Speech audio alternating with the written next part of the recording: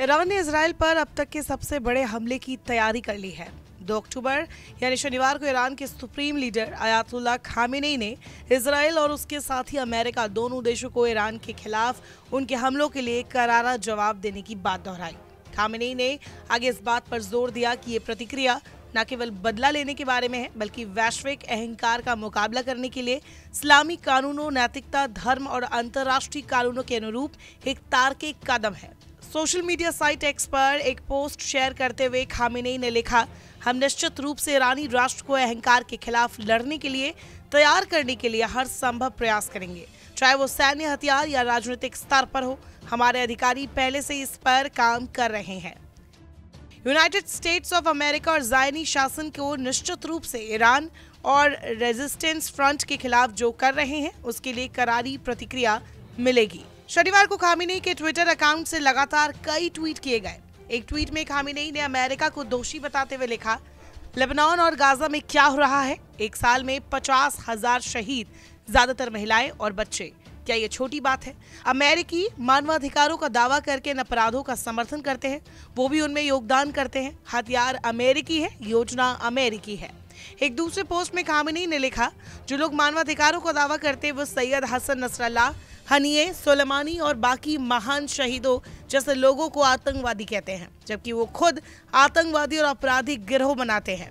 Khamenei ने एक और पोस्ट शेयर करते हुए लिखा, आज अलग अलग रूपों में प्रचारित अमेरिकी शैली के मानवाधिकार अब किसी को मूर्ख नहीं बना सकते। खामेनेई के संदेश से साफ है कि ईरान एक तीर से 2 निशाना बनाना चाहता है।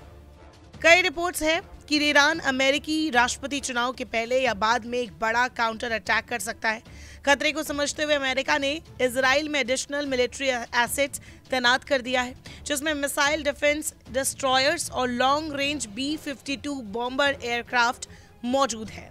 ये ईरान के लिए एक धमकी है ताकि वो हमला करने से पीछे हट जाए। लेकिन ईरान के इरादे क्या है? क्या वो शांत बैठेगा?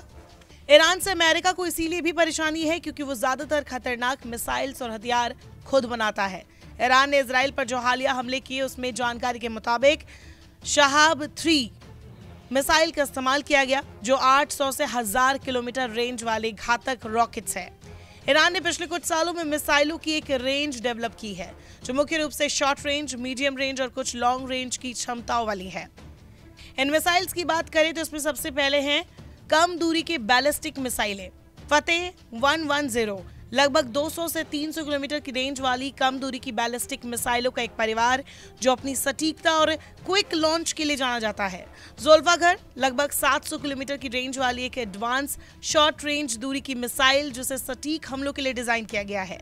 मीडियम दूरी की बैलिस्टिक मिसाइलें शहाब 3 नॉर्थ कोरिया टेक्निक पर लगभग 1000 से 1300 किलोमीटर की रेंज वाली मीडियम रेंज की बैलिस्टिक मिसाइल है। इस वेरिएंट में शहाब 3A और शहाब 3B भी शामिल है। ईरान के भंडार में सेजुल भी है।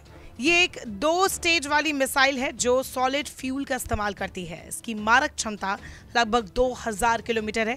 इसे गतिशील बनाया गया है और इसे मार गिराना कठिन है। कहा यह भी जाता है कि ये 17,000 किलोमीटर प्रति घंटे यानी 10,500 मील प्रति घंटे से ज्यादा की गति से उड़ान भर सकती है। अगला है खैबर। इसकी रेंज 2000 किलोमीटर यानी लगभग 1240 मील है।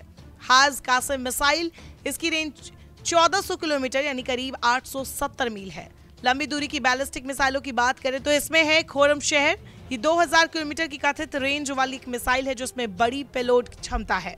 इसमें आगे है कद्र 1500 से 2000 किलोमीटर के बीच की दूरी वाली लंबी दूरी की मिसाइलों का एक परिवार, जो क्षेत्रीय हमले क्षमताओं के लिए डिजाइन किया गया है।